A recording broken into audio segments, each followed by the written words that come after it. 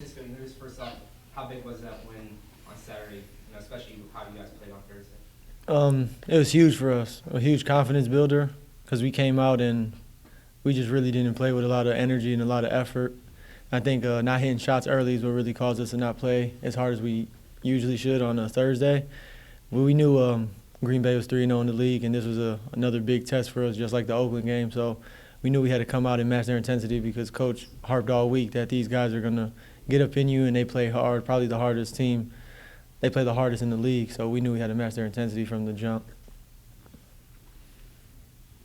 With school starting now, does that kind of change things as far as, I know Coach said during the break was all basketball, but now with school starting, how do you kind of? I mean, I really don't know. It's just this is what you signed up for. This is what we all signed up for. So you can't make an excuse. This is what we got to do. We're student athletes, so we got to make sure we, get to class, get our work done, and then be able to concentrate on the floor when we get in here for practice and give it our all every day.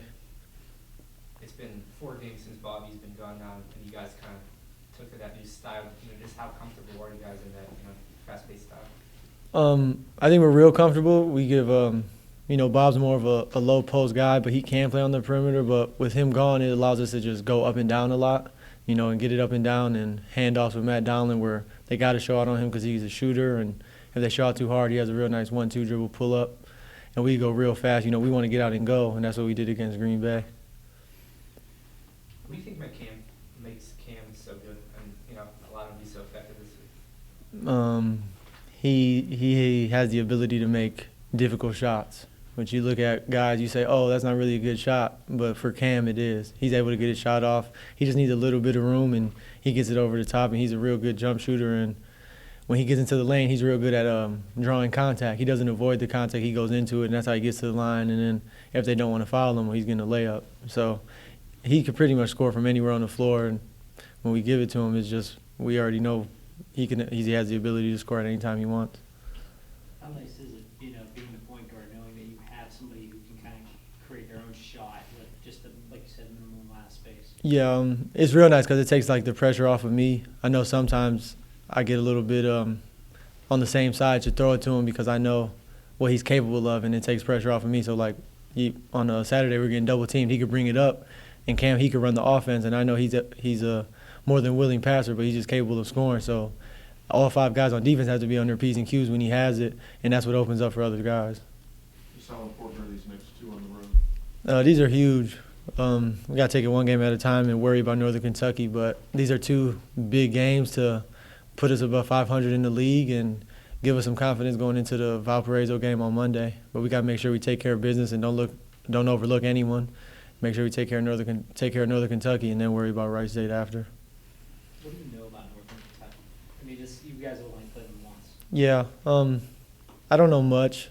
We talked about some of their defense today and what they like to do on the defensive end, and we worked on it just now in practice. But all we know is from we haven't watched film yet. But last year coming in, we saw how they play, and we beat them here last year. So we just got to watch some more film and see what they do on offense and take care of what we got to take care of.